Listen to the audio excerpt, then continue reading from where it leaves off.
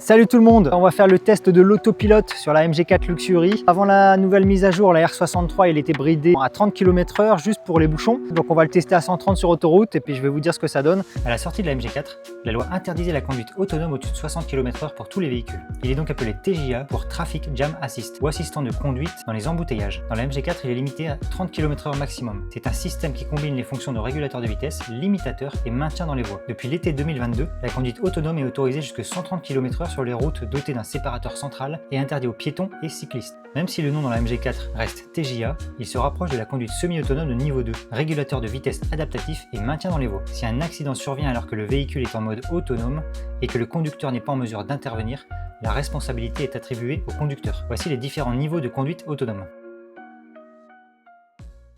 Donc là on va prendre l'autoroute, on va faire un test de l'autopilote à 130.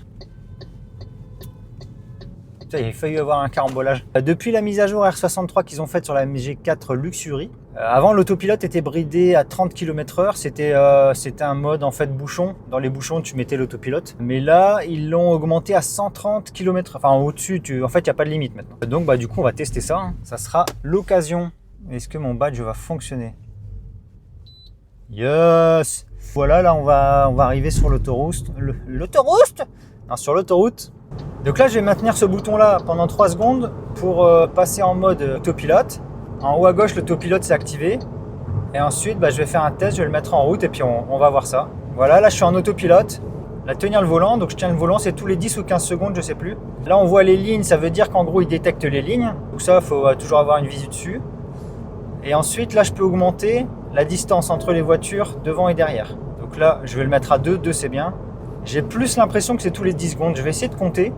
1, 2, 3, 4, 5, 6, 7, 8, 9. C'est tout, en gros c'est tous les 10 secondes. Tous les 10 secondes il faut tenir le volant.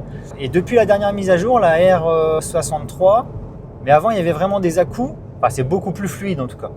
Avant c'était pas exceptionnel. Il faut toujours être vigilant parce qu'on ne sait jamais. Et moi je préconise toujours de le mettre que sur autoroute parce qu'en fait je l'ai déjà mis quand on était hors village ou des routes à 90 et quand les lignes sont un petit peu sales, des fois il sait plus, des fois il détecte plus la ligne. Et en fait il arrête de détecter la ligne mais il te le dit pas. Donc ce qui fait tu peux partir à droite sans avoir d'infos, sans te dire en gros je sais pas un bip pour dire voilà je désactive l'autopilote. Donc tu vois là c'est usé et tu vois il a tourné un gros coup parce qu'il sait plus où il est. Donc c'est pour ça que je dis, il y avait des lignes usées là, et il savait plus où il était. Et en fait, les lignes au sol étaient usées, donc lui, il allait partir à droite parce qu'il détectait plus la ligne. Donc c'est pour ça que je dis toujours, faut rester vigilant. Quand il n'y a pas beaucoup de monde, ça va. Quand l'autoroute est propre, nickel, il pleut pas, c'est ok. Mais sinon, il faut se méfier parce que là, il a mis un gros coup de volant quand même. Donc si j'étais pas attentif, je serais peut-être parti à gauche où il m'aurait un peu secoué. Donc là, je vais tester, je vais plus tenir le volant. Je vais plus tenir le volant et on va voir ce qu'il me dit. Donc là il me dit veuillez tenir le volant. Et là voilà. Donc là il m'alerte. Bon, tous les 10 secondes je t'avoue que c'est un peu, ça me les brise un peu. Ouais, bon si tu prends l'habitude de toucher assez régulièrement comme ça marche bien, je vais pas te mentir, ça marche bien quand les lignes sont propres. Bon voilà le retour de l'autopilote, effectivement je suis sur le même plan, je fais l'intro et la conclusion à la fin du tournage. Donc l'autopilote est pas mal sur autoroute, par contre hors autoroute c'est pas ouf, faites attention aussi sur l'autoroute, restez toujours vigilant, faut pas faire une petite sieste, ça risque d'être compliqué.